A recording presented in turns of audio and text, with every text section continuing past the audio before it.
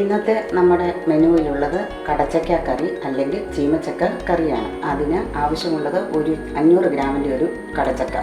അത് തൊലി ചെത്തി നടുവെ കീറി കൂഞ്ഞു കളഞ്ഞ് പീസസ് ആക്കി വെള്ളത്തിലിട്ടിരിക്കുന്നതാണ് ഇവിടെ കാണുന്നത്. ചീമച്ചക്ക തൊലി കളഞ്ഞ് നടുവെ കീറി അതിൻ്റെ നടുക്കുള്ള ആ കൂഞ്ഞ് എടുത്ത് കളഞ്ഞ് കട്ട് ചെയ്ത് പീസാക്കി വെള്ളത്തിലിടുന്നത് അതിൻ്റെ കറ കളയാനാണ്. ഇത് അരമണിക്കൂറോളം വയ്ക്കുക. ഇതിനായി ആവശ്യമുള്ളത് കട്ട് ചെയ്ത് പീസാക്കിയ 500 ഗ്രാം കടച്ചക്ക. ഇതിനായി ആവശ്യമുള്ളത് ഈ പരുവത്തിൽ കൊത്തിയെടുത്ത തേങ്ങ 1 കപ്പ്, 1 ടീസ്പൂൺ മഞ്ഞൾ, വറുത്തരച്ച് ചേർക്കാനായി ഒരു പകുതി തേങ്ങ ചുരണ്ടിയത് എടുത്തു വയ്ക്കുക. തേങ്ങ വറുത്തെടുക്കുമ്പോൾ ആ കൂട്ടത്തിൽ ചേർക്കാനുള്ള മസാലക്കൂട്ടുകളാണ് ഇവിടെ ഇരിക്കുന്നത്. അതിന് 3 ടേബിൾ സ്പൂൺ മല്ലിപ്പൊടി, 2 ടേബിൾ സ്പൂൺ മുളക് പൊടി, 1 ടീസ്പൂൺ പെരിഞ്ജീരകം, 1 കറുവാപ്പട്ട, 1 ഏലക്ക, 1 ഗ്രാമ്പു, 1 ടീസ്പൂൺ കുരുമുളക്.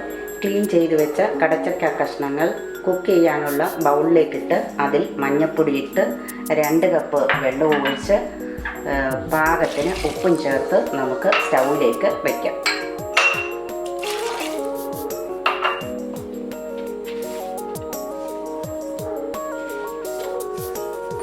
ഇത് സ്റ്റൗവിൽ വെച്ച് അടച്ചു വെച്ച് ഒരു 10 മിനിറ്റ് മീഡിയം ഫ്ലെയിമിൽ വേവിക്കുക.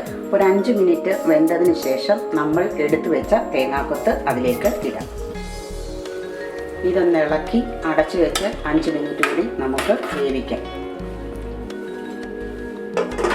ഏകദേശം 10 മിനിറ്റ് ആയിട്ടുണ്ട്.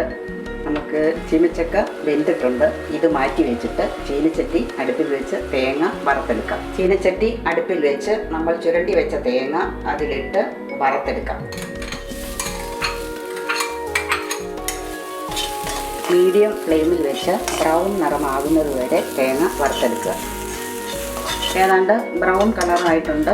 എടുത്തു വെച്ച മസാലക്കൂട്ടുകൾ നമുക്ക് അതിലേക്കിടാം. ആദ്യം പെരിഞ്ജീരകം ഇടുന്നു, കുരുമുളക് ഇടുന്നു, കറുവാപ്പട്ടയും ഗ്രാമ്പൂ ഇടുന്നു, മുളക് പൊടി,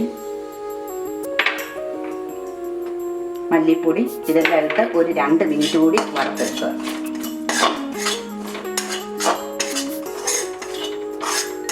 ഇനിയും ഇത് നമുക്ക് മിക്സിയിലിട്ട് നന്നായി ഒന്ന് അരച്ചെടുക്കാം. വേവിച്ച് വെച്ച കടച്ചക്ക വീണ്ടും സ്റ്റൗവിൽ വെച്ച് അതിലേക്ക് നമ്മൾ പൊടിച്ചെടുത്ത മസാലക്കൂട്ടുകൾ എല്ലാം കൂടി ഇടുക. ഇതിലേക്ക് 3 കപ്പ് വെള്ളം ഒഴിച്ച് തിളയ്ക്കാൻ അനുവദിക്കുക.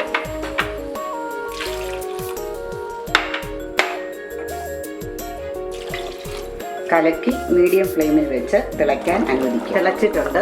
നമുക്ക് സിമ്മിലേക്കാക്കിയിട്ട് നമുക്ക് കടുക് വറുത്ത് ഇതിലൊഴിക്കാം. ചീനച്ചട്ടി അടുപ്പിൽ വെച്ച് ചൂടായതിനു ശേഷം 2 സ്പൂൺ എണ്ണ ഒഴിക്കുക. എണ്ണ ചൂടായതിനു ശേഷം അതിലേക്ക് കടുക് ഇടുക. അതിൻ്റെ പിന്നാലെ ഉള്ളി അരിഞ്ഞതിടാം. അതിൻ്റെ പിന്നാലെ കറിവേപ്പില ഇടുക. കടുക് പൊട്ടിച്ചത് തിളച്ചുകൊണ്ടിരിക്കുന്ന കടച്ചക്ക കറിയിലേക്ക് ഒഴിക്കുക. നമ്മുടെ കടച്ചക്ക കറി റെഡി ആയിട്ടുണ്ട്.